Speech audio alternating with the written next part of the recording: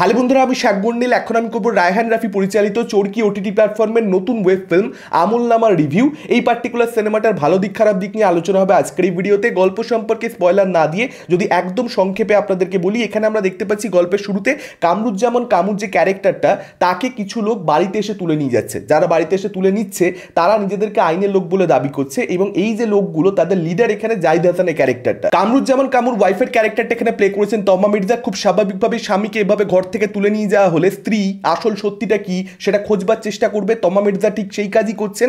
এবার ক্যারেক্টারটা শেষ অবধি কি জানতে পারছে, কেন স্বামীকে নিয়ে যাওয়া হয়েছে, আসল সত্যিটার পেছনে কি রয়েছে, এবং জাহিদ হাসানের ক্যারেক্টারটার আসল উদ্দেশ্য কি, যাবতীয় জানতে গেলে আপনাদেরকে চরকিতে 1 ঘন্টা 40 মিনিট প্লাস এই সিনেমাটা দেখে নিতে হবে। এখন এই ছবিটা অ্যাকচুয়ালি কিন্তু একটা সত্য ঘটনা অবলম্বনে। রায়হান রাফির অধিকাংশ কাজই সেটাই হয়। 2018 সালে বাংলাদেশে ঘটে যাওয়া একরামুল হক হত্যাকাণ্ড, সেটাকে কেন্দ্র করেই কিন্তু এই ছবির চিত্রনাট্যটা পরিচালক রায়হান রাফি তৈরি করেছেন। সোশ্যাল মিডিয়া দেখে অ্যাকচুয়ালি এটা আমি জানতে পারলাম যে সেই ঘটনার সঙ্গে এটার মিল রয়েছে। এই ঘটনা সম্পর্কে আগে থেকে আমি জানতাম, এরকম ব্যাপার একেবারেই নয়। সেখানে বাবার সঙ্গে মেয়ের একটা ফোন কনভারসেশন প্রচণ্ড পরিমাণে ভাইরাল হয়ে যায়, এবং সেটা কিন্তু অ্যাকচুয়ালি আপনারা এই ছবিটাতে একদম শেষ ভাগে দেখতেও পাবে। দেখুন, এখানে যেটা ভালো হয়েছে, কামরুজ্জামান কামুর ক্যারেক্টারটা যে ফ্যামিলির দিকটা, কিংবা তার সঙ্গে সঙ্গে জাহিদ হাসানের ক্যারেক্টারটার যে ফ্যামিলির দিকটা, সেগুলোকে কিন্তু শুরুতে প্যারালালি ভালোভাবে এস্টাবলিশ করা হয়েছে, যে কারণে কিন্তু একটা রিজনেবল অ্যামাউন্ট অফ এঙ্গেজমেন্ট তৈরি হয়ে যায়। এমনিতে টাইট কাজ, হ্যাপেনিং কাজ কম্প্যাক্ট রাখা হয়েছে, কোনো রাবিশ জিনিসপত্র দেখানো হচ্ছে না, বোর্ড আপনাকে করবে না, টানা চলতে থাকে, আপনি টানা দেখতে থাকবেন,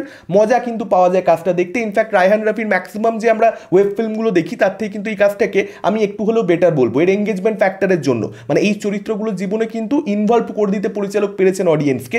আমি কিন্তু সম্পূর্ণরূপে জুড়েছিলাম। ক্লাইম্যাক্স কিন্তু অ্যাকচুয়ালি ভালো, ইমোশনস কিন্তু প্রপারলি ওয়ার্ক করবে সেখানে ম্যাক্সিমাম দর্শকদের জন্য। এই যে আসল ঘটনার থেকে অনুপ্রেরণা নেওয়া হয়েছে, এই যে ফোন কলের কথা বলছি, সেটা ছবিতে যে জায়গায় আসে সেখানে কিন্তু অডিয়েন্স ইমোশনাল হবে। সেই জায়গাটা কিন্তু ভালোভাবে রায়হান রাফি এখানে ডিরেক্টর হিসেবে হ্যান্ডেল করেছেন। পারফরমেন্সেস ভালো, জাহিদ হাসানের পারফরমেন্স আমার ভালো লেগেছে। একটা খুব চ্যালেঞ্জিং ক্যারেক্টার ছিল, মানে ক্যারেক্টারটার মধ্যে কিন্তু অনেক কিছু রয়েছে, আমি ডিটেলসে ঢুকতে পারছি না, সেক্ষেত্রে স্পয়লার হবে। এই ক্যারেক্টারটাকে নিয়ে কথা বলা মানেই স্পয়লার, তবে যেভাবে হ্যান্ডেল করেছেন জাহিদ হাসান ক্যারেক্টারটাকে, বিউটিফুল। তার সঙ্গে সঙ্গে তমা মির্জা, এখানে কিন্তু তার পারফরমেন্স বেশ ভালো ছিল। হ্যাঁ, আমি কিন্তু তার যা অভিনয় দেখেছি সেই স্ট্যান্ডার্ডে আমি বলবো এটা বলা যেতে পারে তার ওয়ান অফ দ্য বেস্ট কাজ, বা বেস্ট কাজই হয়তো বলে দেওয়া যেতে পারে। এখানে ক্যারেক্টারটা এরকম ছিল যে তার স্বামীকে হঠাৎ করে ধরে নিয়ে যাওয়া হয়েছে, একটা ক্রিটিক্যাল সিচুয়েশনে সে পড়ে গেছে, স্বামীকে কোথায় নিয়ে যাচ্ছে, কেন নিয়ে যাচ্ছে, সে কিছুই বুঝতে পারছে না, হেল্পলেস একটা সিচুয়েশন।